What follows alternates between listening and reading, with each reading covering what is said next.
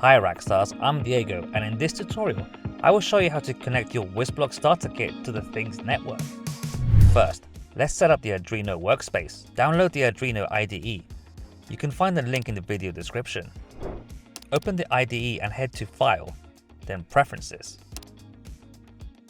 Paste the following link, which you can find in the video description. Then click OK.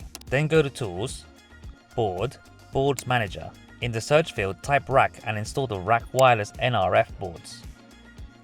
Go to Tools, Board, RAKwireless NRF boards and select WisBlock RAK 4631. Now head to File, Examples, RAKWisBlock Examples, RAK 4631, Solutions, Environment Monitoring. Click on each link of the example code and install all the required libraries. With this, our workspace is now ready. Let's proceed with connecting the WisGate to TTN v3.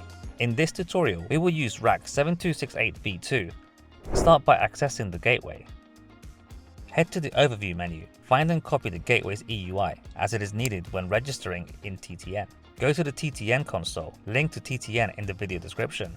Navigate to Gateways, register gateway, paste the gateway EUI in the gateway EUI field and click Confirm. Choose a frequency plan for your gateway. In our case, we will select EU868. Then click on Require Authenticated Connection. Choose Generate API Key for LNS. Download the LNS key and click on I have downloaded the keys. And click on Register Gateway. Go back to the Gateway Web UI and navigate to LoRa. Choose Basic Station and expand the settings. In the server LNS, type the address of the TTN server. In this example, we will use the European cluster. The server port is 8887. For authentication mode, choose TLS server and client token authentication. In the trust certificate, upload the ISRG root X1 certificate.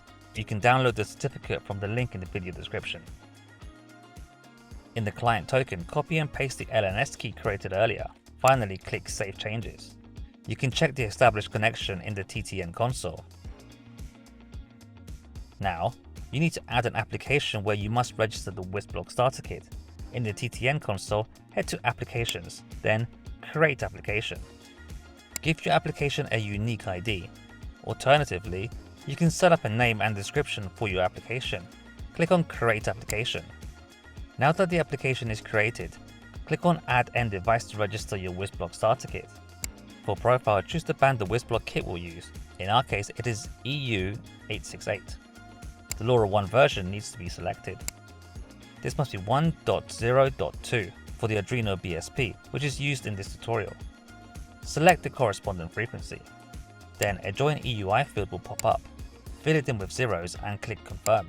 Generate both device EUI and application key using the Generate button. Click on Register End Device. Now, your device is registered. All that is left is to assemble the WisBlock starter kit and configure it. Assembling the starter kit is easy and fun.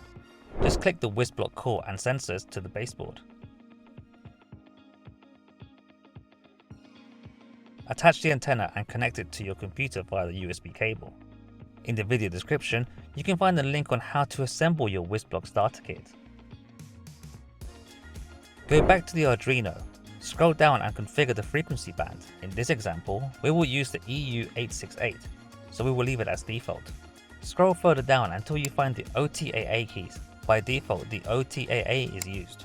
In the TTN console, toggle array formatting by clicking the button here. Copy each of the device parameters and place it accordingly in the Arduino IDE. When you are ready, navigate to Tools, then Port, and select the correct port on which the WisBlock is connected. Now you can finally upload the code to the device. Click on the Upload button. When the device is programmed, you can see that it is connected to TTN and is sending data. We hope that you enjoyed this quick tutorial. If you want more of this, comment down below and stay tuned for more tutorials.